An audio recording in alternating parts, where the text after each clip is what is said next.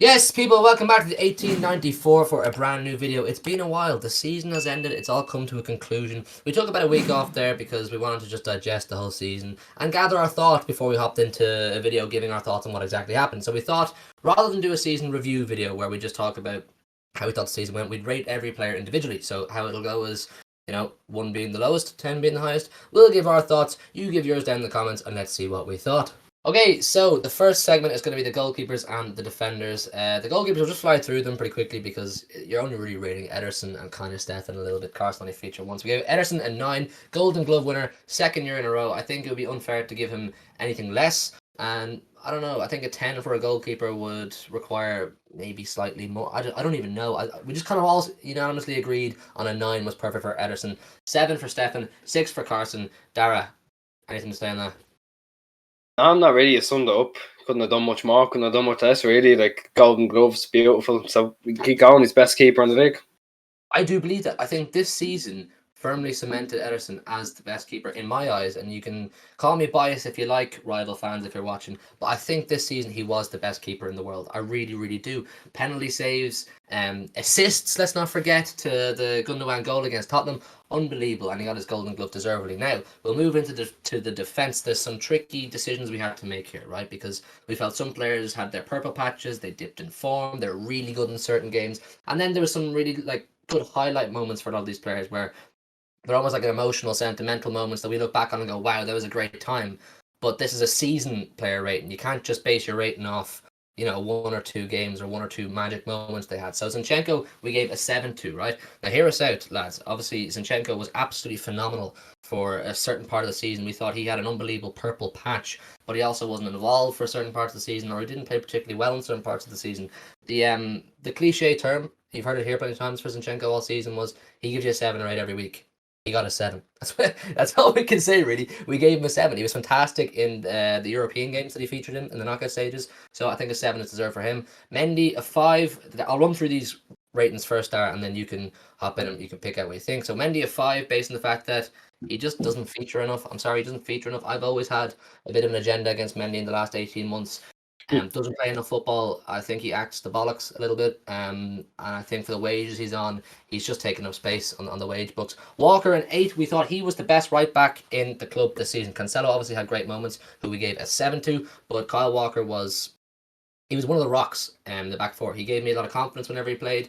And let's not forget how good he was against Mbappe in that Champions League game. I said before the game, Kyle Walker's pace is something that Mbappe probably hasn't experienced many times or at all. And that was something that maybe frightened him a little bit. But Cancelo is 7 as well because he had a purple patch similar to Zinchenko. He was really important first stage of the season. Maybe where De Bruyne was injured in kind of January, February time. He was actually providing assists, his passing, his overall contribution to the game was really, really good, but also did fall off at times when Kyle Walker stole the position back as well. Diaz, player of the season in the Premier League, and deservedly so. He absolutely revolutionised Manchester City defence. He really, really did. We said when Kompany left the club, we need to replace Kompany as quick as possible. Get someone in who'll steady the ship, a leader figure. We brought in 23-year-old Ruben Diaz from Benfica for 60 odd million, and we're saying, who's this? Because we wanted Koulibaly, we wanted your man Kunde. We wanted all these players, and then out of nowhere, this guy Diaz, who I'm being honest, I had never really heard of, to be honest, comes in, and I'm like, this could be interesting. And we got off to a poor start to the season, you have to bear in mind. And then he comes in for his first game against Leeds, 1 each. Yes, wasn't a win, but we saw something that night. We saw some of the way he behaves, his mannerisms on the pitch, and that followed suit for the rest of the season. He really was. I think personally he is the reason we did win the Premier League. I think personally he is the reason we won the Carabao Cup and the reason we got to Champions League final. I think he scored goals too. He was just magnificent. Unless he's only 24 years old, we have so many years to look forward to of Ruben Diaz absolutely bossing that Manchester City defence. It's so exciting, and that leads me nicely onto the next man who he helped revive his career. John Stones was completely in a rut for the guts of 12 months there. Couldn't get himself in the team at all. We gave him an 8 because he really, really improved. He really, really improved, and there's more to come. And I think they're looking to get him a contract or a new contract because he deserves it. I think the partnership they formed, Diaz and Stones, was one of the best defensive partnerships this club has ever had this season. It was absolutely phenomenal. Laporte, we gave a 7 to because, yes, when he was on the pitch, he was quite good. He was quite good. Like, you can't really complain about what he did. He scored the winner, Carabao Cup final, but he didn't play a huge amount of football that he would have liked to have played. or the amount he would like to have played because of that partnership I mentioned in Diaz and Stones. So I think, unfortunately, for him or for someone in the defence, I think we're going to struggle to hold on to all three of them. They're all three of them, they're world class players right now, and world class players want to play first level football every single week. So, as much as I want Laporte to stay, I find it hard to keep him if someone comes in with the right offer. I find it hard to see City holding on to him because he deserves to play. He really, really does. Nathan Ake gave a 6-2. I wasn't overly impressed with Ake, but I do make allowances for the fact that he never really got a run of form in the team. He never really got to show his talents and what he can do week in, week out. So it was tough for him. It really was. You know, he was given a start randomly every 4 or 5 weeks, maybe a bit more than that. And he was just told, go out and perform, earn your way into the team. That's tough. That's tough. And there's a few other players like that in the team we'll get into who are in similar positions. And then finally in defence, before Dara, you can give your input, is Eric Garcia. I'm sorry, lads. Oh, God. We gave Garcia a 3. I really don't even know where to start. I think I know I'm not, if this isn't the official stat, but there's something like 40% of the goals we conceded this year in and around there was when Garcia was on the pitch. He gave away penalties. He made me feel so unconfident. I think he made the rest of the team feel so unconfident. I'm just glad to see the back of him. Dara, give me your thoughts Yeah, on any of those ratings. yeah, I dislike Eric Garcia. I'm leaving it there. Stones is a tough one. I think we gave him, it was an 8 we gave him, but we were leaning towards a 9. Then we remembered how poor he was at the start, how poor he even ended him. And I thought he was pretty. He was told to cover in that Champions League final. He was saying, Pep obviously said to him, "Look, cover for the fact we don't have a DM," and he was caught out of position for the goal. Which is, again, it's no real fault of his. It's the fault of the tactics that I think we said this half time €4, which he might do if he doesn't have a solid defender beside him. And Laporte is a good one. I mean, I don't see an argument for Stones to be starting. I think we should try start next season. Just, this is pure now. Just experiment and try start next season with Diaz and Laporte. Just try, do what we can. If it doesn't work, it doesn't work. Go back to Diaz and Stones. But I'd like to see Laporte get a good run on that team because I don't want to see him go. No one wants to see him go. You know what I mean? I mean, like, I don't like saying he's a bench defender because he shouldn't be, but he is the best bench defender in the league. Like, you know what I mean? I want him to be starting week in, week out, even if you want to try him a left back thing again, which I don't think will work. But I don't want to see him go. I think he does love the team. You know what I mean? He wants to be. I think he wants to be there, and if he gets a good stretch in the team, he will stay. So yeah, that's it. You can't say anything about anyone else really. Ake again came and went. Diaz played season 10. That's it really. We can go on to the midfield now. See what we thought? Okay, so moving on into the midfield, only 5 players to talk about here. And the midfield, I feel, was other than Diaz, was the main reason we won the league. Because of their performances from certain players, we absolutely controlled games. I think our forwards maybe slacked in some parts of the season, but we'll get onto that in their part as well. But anyway, the midfield, Rodri, we gave a 7-2. Similar to some of the defenders, he had his purple patch. He was absolutely fantastic for some stages, but then when he fell off, he was really, really bad.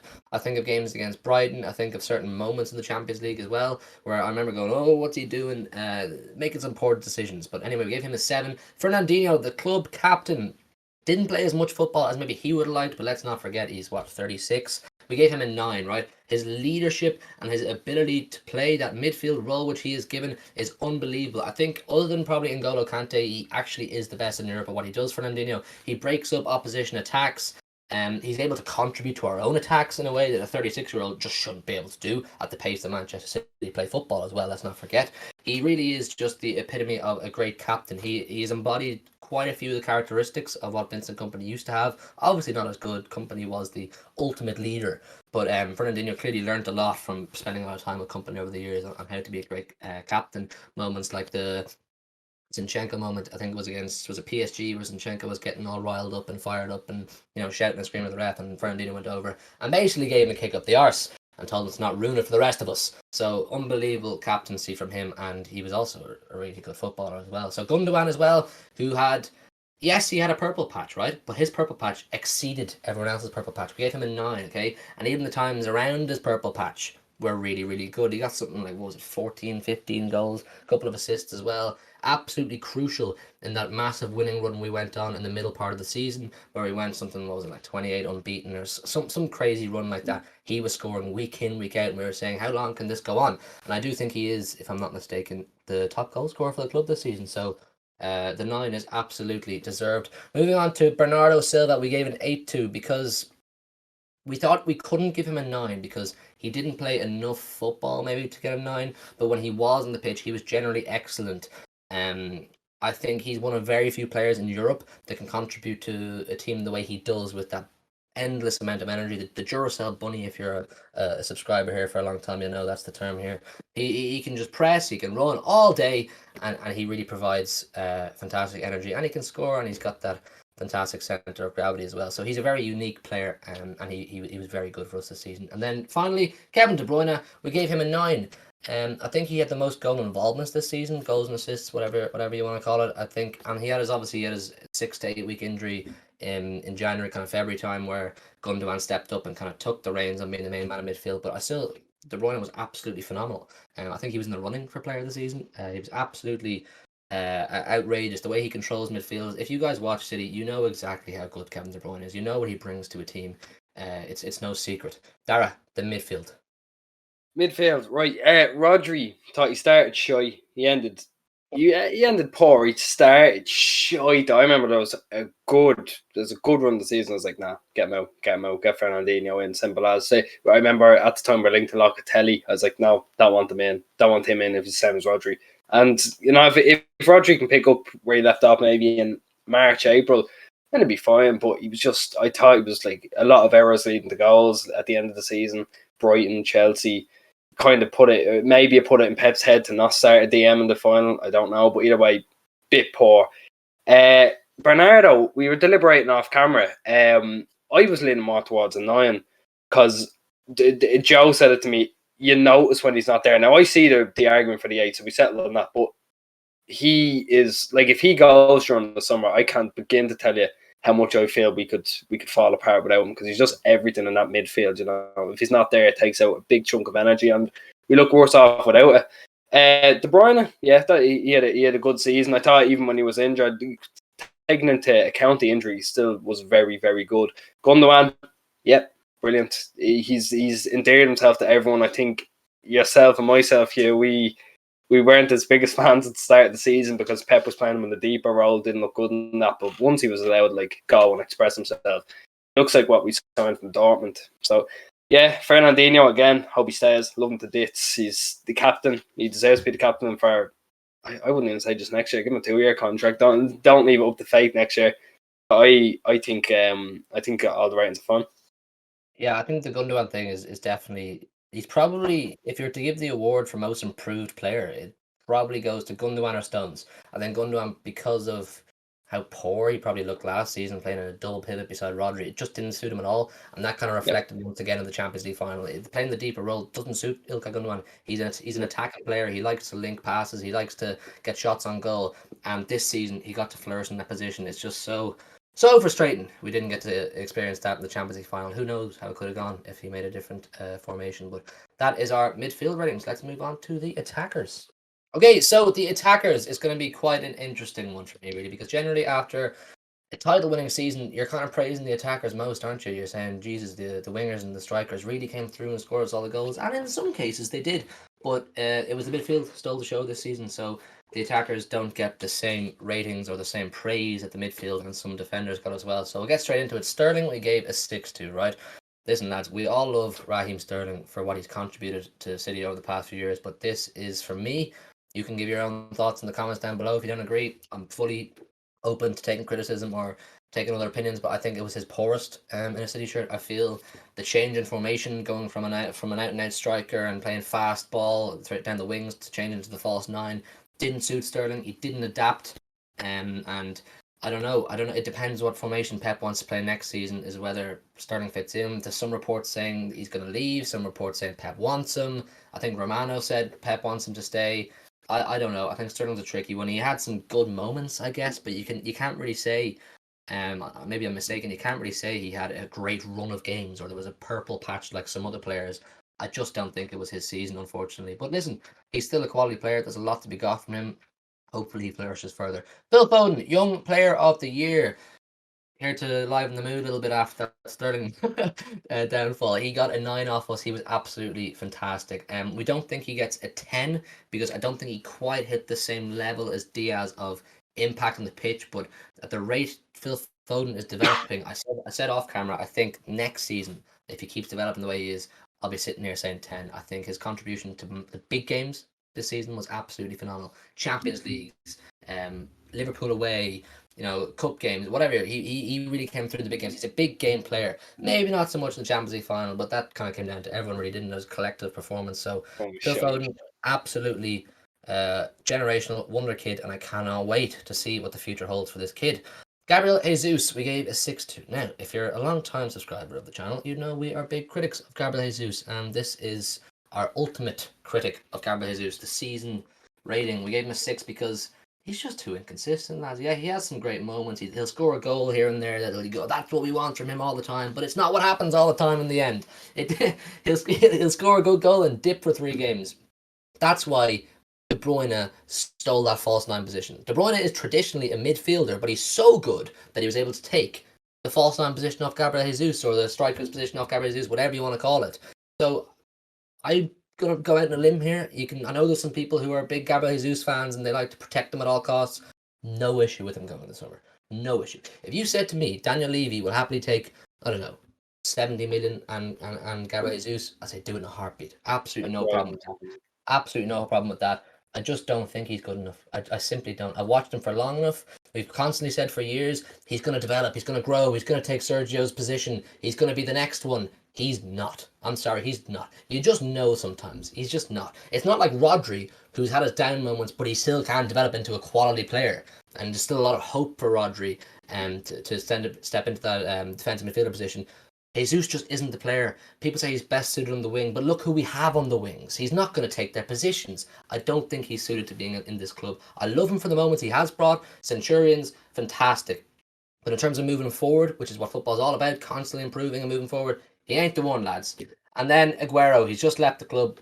We put a question mark beside his name. We didn't want to rate him. He was injured pretty well all season. When he was on the pitch, didn't contribute hugely. Scored a few goals. The one against Palace sticks out in mind. The 2 against Everton. Great goals. Vintage Sergio. Glimpses of what we loved from Sergio over the years. But we didn't want to criticise him for being injured. We didn't want to criticise him for not playing too much football purely because of how much of an icon he is. We love him too much. We just couldn't bring ourselves to give him a low or a high rating. Maybe you guys down below in the comments, you can give your ratings. But listen, farewell to Sergio. We did a great video on that.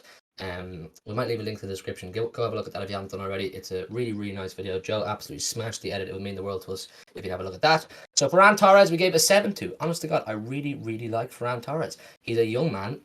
He found it tough moving to England. He got the virus. He had to learn a new language. He had to settle into a new city, all that kind of thing. And whenever he was on the pitch, I thought he brought something that we don't have, which is, it's quite hard to say that because of the huge array of players we have in the team who all contribute different things. For a young man, he actually brings something we don't already have, which is really aggressive, direct running. He's strong, he can finish. I mean, talk about his goal against Newcastle, not getting goal of the season. I know I'm biased, and the Lamela goal against Arsenal was great, but come on, Ferran's goal was absolutely outrageous. We gave him a 7, and I think he's one to look out for. Very exciting for Ferran Torres. I'm looking forward to seeing what he brings, and I hope he does well in the Euros for Spain. I've no doubt he will. Riyad Mahrez, similar to Gundogan, maybe not quite as good, but he had a purple patch, and his purple patch was so significant in getting us to the Champions League final and probably getting us slightly over the line with the league as well. Maybe a bit later than that, but listen, what he did contribute in those Champions League games, we gave him an 8 for, and he scored a few great goals throughout the season as well. So I don't know, you guys can leave your thoughts on Mahrez as well. He had his ups, he had his downs, but his ups were really high, his lows were really low. There was times throughout the season where we were saying he won't be with us next season. So who knows? It's an interesting one, but we gave him an 8. And finally, the final rating of the day, Darry, you can hop in after this, is Pep himself. We thought we'd give Pep a rating. This is probably the trickiest one to do because the manager usually gets the most criticism or the most praise for his decision making. We gave him an 8, right? Bang, bang, bang. I can hear all the shots coming. Why'd you not give him a 10? You won the Premier League. You won the Carabao Cup. I know, lads. Trust me, I know. In terms of that, win the Premier League, amazing achievement. Carabao Cup, 4th time in a row, amazing achievement. But just some little things bothered me a little bit about the season. Little things like drawing to West Brom, the Leeds loss, the Leicester loss, and then finally to top it all off, the disaster class in the Champions League final.